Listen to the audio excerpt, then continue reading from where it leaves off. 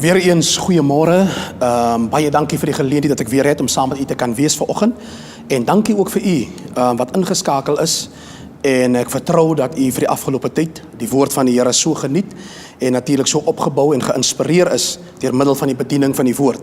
Vandag praat ek met u vanuit die woord uit die boek van Psalms, hoofstuk 56 en dan ook as 'n verwysing 1 Samuel hoofstuk 30 van vers 1 tot 8.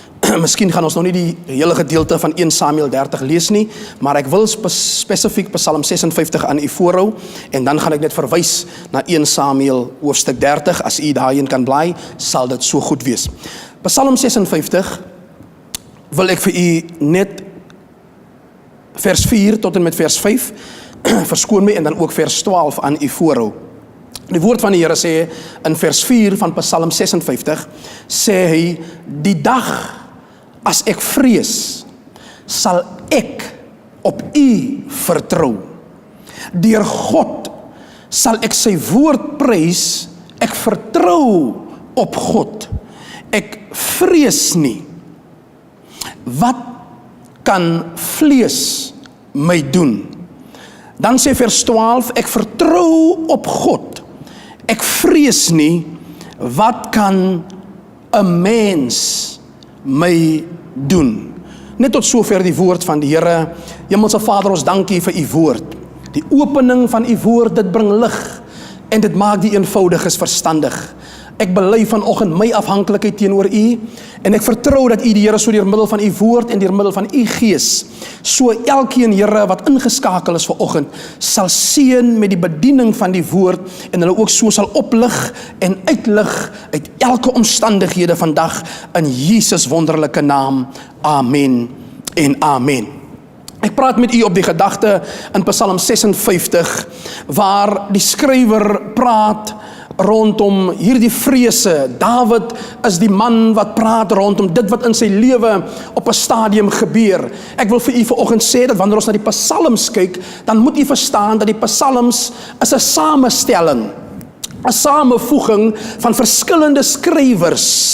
Is nie net net Dawid wat skryf in die psalms nie. Nee, daar is 'n psalm van Moses, daar is 'n liedere van Korag, die seuns van Korag. So Asaf is een van die manne wie ook geskryf het, van die psalms geskryf het. So die psalms is 'n samestelling, 'n samevoeging van verskillende skrywers, maar spesifiek ook die verskillende ondervindinge wat hulle in die lewe deurgemaak het. So dis in die psalms wat ons agterkom dat mense baie keer iets gebeur het in hulle lewe, en dit wat hy deurgemaak het, het gemaak dat hy dit neerpen en neerskryf of dit dokument, dit wat in hom of haar lewe gebeur het. Dawid in hierdie geval kom in Psalm 56, en wanneer ons kyk na 1 Samuel hoofstuk 30, gaan u agterkom dat Dawid by geleentheid maak hy hierdie sterkstelling in hoofstuk 56, wanneer hy sê, die dag as ek vrees. Met ander woorde, Dawid erken dat met al sy glorie en sy grootheid en dit wat hy vermag het, Dawid erken met sy koningskap en wie hy is en hoe dat die Here hom ingebring het, erken Dawid ook 'n gedeelte in sy lewe is daai menslikheid wat baie keer ook vrees. Maar nou sê Dawid, hy sê die dag as ek vrees. Hy sê as ek vrees, sê hy, dan sal ek op u woord, dan sal ek op die Here vertrou. En wanneer ons kyk na dit wat hy sê, dan moet ons besef dat Dawid van nature ook natuurlik was hy 'n vegter. Hy was 'n man van die veld, die oorlogsveld. Hy was die man, as u kan onthou, wat vir Goliat op die slagveld geoorwin het, nadat Goliat die slagordes van God uitgedaag het. Was dit Dawid gewees as 'n jong seun wat opgetrek het en gekom het om die brood vir sy broers te bring, en hy sien hierdie Filistyn, maar in sy jonkheid en in sy kleinheid het Dawid geweet dat wanneer hy vrees, dan kan hy op die Here vertrou. En dis by hierdie geleentheid wat Dawid natuurlik vir Goliat verslaan, vanweë die feit dat hy sy vrese kon oorkom. U sal mooi onthou dat by hierdie geleentheid was dit sy broers en almal die manskappe wat saam met Saul op die slagveld was, wat nie bereid was om uit te gaan om teen Goliat te veg nie. En die rede waarom hulle nie wou gaan veg nie, is vanweë vrees. Vrees is dit wat maak dat 'n mens nie wil gaan na die volgende vlak in jou lewe nie. Vrees is dit wat jou kan terughou in die lewe en jou baie keer so beangs maak of angstig laat word dat jy geensins enigiets wil doen baie keer in die lewe nie. Hierdie manne staan by geleentheid stil want niemand sien kans om vir Goliat aan te vat wat hulle uitdaag nie vanweë die vrees wat hulle in hulle het. Vrees het 'n manier dat wanneer hy kom deur middel van sekere vormes na jou toe, het vrees 'n manier om jou baie keer te intimideer, om 'n gees van intimidasie oor jou te bring. En wanneer 'n mens geïntimideer word, dan is dit juis die opening wat jy maak vir vrees wat nou jou lewe kan oorneem. En dis by hierdie geleentheid wat Dawid op die slagveld staan en soos ek vir u sê, die oorwinning behaal, omdat Dawid geleer het om sy vrese, wanneer hy vrees en wanneer sy vrese hom beetpak, om dit na die Here toe te vat. Dawid by hierdie geleentheid, en wanneer ons kyk na die skrif, wanneer hy sê dat hy op die Here vertrou, wil ek vanoggend vir iemand sê, baie keer is daar dinge wat in ons lewens kom, omstandighede wat baie keer gebeur, baie keer breek krisisse in ons lewens los, baie keer kom daar storms in jou persoonlike lewe, baie keer in jou finansiële lewe, baie keer kom daar vrese vanweë uit jou familiekringe, waarin jy beweeg, en in jou vriendekringe is daar sekere dinge wat na vore kom, en dit wat gebeur in jou lewe, bring by jou 'n sekere vrees in jou lewe, maar Dawid sê, in die vrees wat jy baie keer het, moet jy die Here nog kan vertrou. Salomo, die seun van Dawid, skryf by geleentheid, hy sê, sommige vertrou op perde, ander vertrou op strydwaans. Hy sê, maar my vertroue is in die Here. Ek wil vir u verseker vandag, wanneer jy jou vertroue in God kan sit, wanneer jy jou vertroue in die Here kan plaas, sal die Here jou nooit teleurstel nie. Ongeag hoe vreesbevange jy mag wees, ongeag hoe angstig jy mag wees. Ek onthou die gedeelte in die woord van die Here waar Moses die volk uitlei en hulle kom voor die Rooi See te staan. En langs aan hulle sê die woord van die Here, is daar berge waarheen hulle nie kan gaan nie. Hulle het geen uitkoms nie. Agter hulle kom Farao met sy manskappe aan om Israel in te wil haal. Maar voor hulle staan die Rooi See en hulle weet nie hoe hulle verby gaan kom nie. Hulle weet nie waar hulle uitkoms vandaan gaan kom nie. Maar soos wat Salomo sê, my vertroue is in die Here. Soos wat Dawid erken, wanneer ek vrees, sal ek my vertroue in God stel, in die Here stel. Sê die woord van die Here, begin Moses met die Here te praat rondom hierdie krisis wat nou op hulle hande is, hierdie vrees wat besig is om hulle aan te pak. En die woord van die Here sê dat die Here vir Moses vra, wat het jy in jou hand? Steek jou hand uit oor die see. Met ander woorde, wanneer ons vertroue in die Here sit, het die Here 'n manier om baie keer dit wat vir jou so onmoontlik lyk, wat vir jou so onmoontlik is in jou menslike kragte, wat jy dit nie sal maak nie en dit nooit sal kan haal nie, het die Here 'n manier, want die skrif sê dit wat by die mens onmoontlik is moontlik by God. Salomo het die Here so geleer ken. En jy sien baie keer in ons persoonlike lewens as mens, gaan ons deur verskriklike druk baie keer in hierdie lewe. Ons gaan deur verskriklike dinge, erge dinge, en dit voel baie keer vir jou dat alles word te veel. En dat dit vir jou voel asof jy wil 'n handdoek ingooi, as jy wil tou opgooi. En dan lyk dit vir jou asof jy maar net met jou rug teen die muur kan staan en daar's geen uitkoms, daar's geen weg wat vir jou kom en na vore kom, of 'n deur wat vir jou oop gaan nie. Maar selfs in daai bekommernis wat jy het, wil ek vanoggend verseker om vir u te sê, dis juist die tyd wanneer jy bang word, wanneer jy ongelowig word, wanneer jy baie keer begin twyfel, dis juist dan daai tyd wanneer jy jou vertroue in die Here moet sit. Ek onthou hoe dat Paulus skrywe, hy sê, wees oor niks besorg nie. Wees oor niks besorg nie. En dis een van die dinge wat ons as mens mee geweldig sukkel.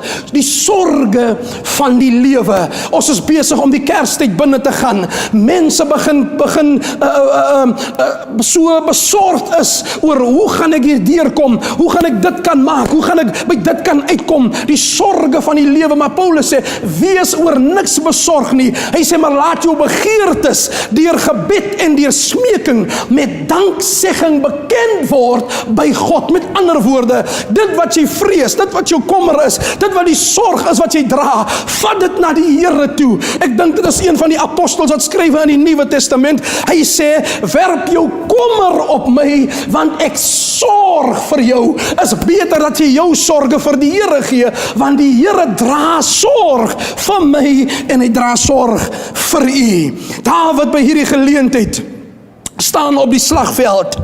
En Dawid, in hoofstuk 30 van 1 Samuel, kom hy by sy plek by die naam van Siklag.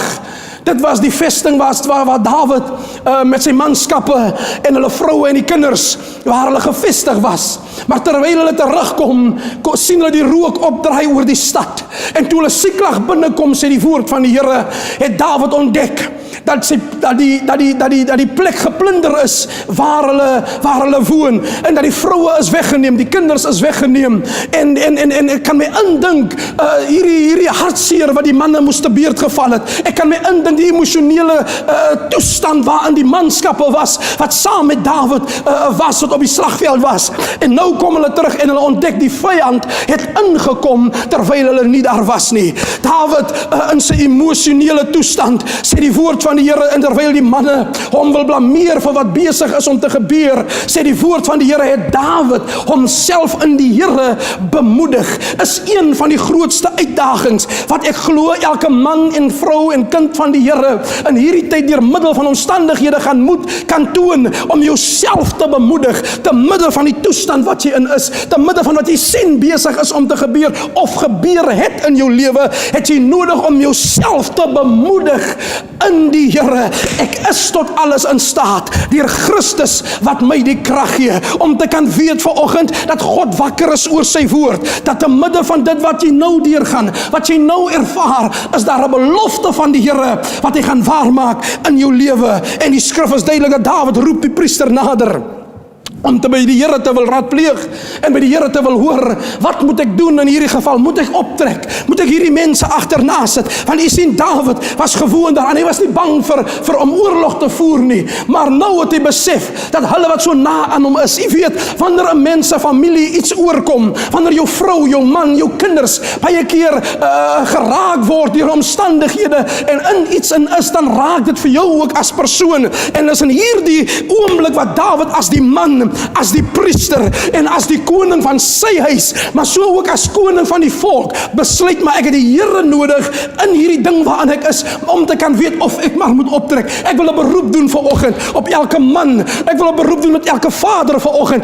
om te sê dat die omstandighede wat in jou huis inkom, die probleem wat in jou huis inkom, die vrese wat in jou huis ingekom het, u is die persoon, as vader, as man van die huis, is jy die persoon wat hy vrese kan teestaan vanoggend, en dat die Here op jou 'n salwing bring, dat die Here op jou 'n vermoë kom sit, soos wat hy op Dawid gesit het, nadat Dawid die Here geraadpleeg het. Enige krisis waarin jy in is, enige vraag wat na jou kant toe kom, wat jy nie kan antwoord nie, vat dit na die Here toe. Hy is die getroue een, en wanneer ons tot hom roep, sê die woord van die Here, is die oor van die Here geneig tot ons, want sy oor is nie te swaar om te hoor nie, en sy arm is nie te kort om te help nie. Dawid roep die Here aan.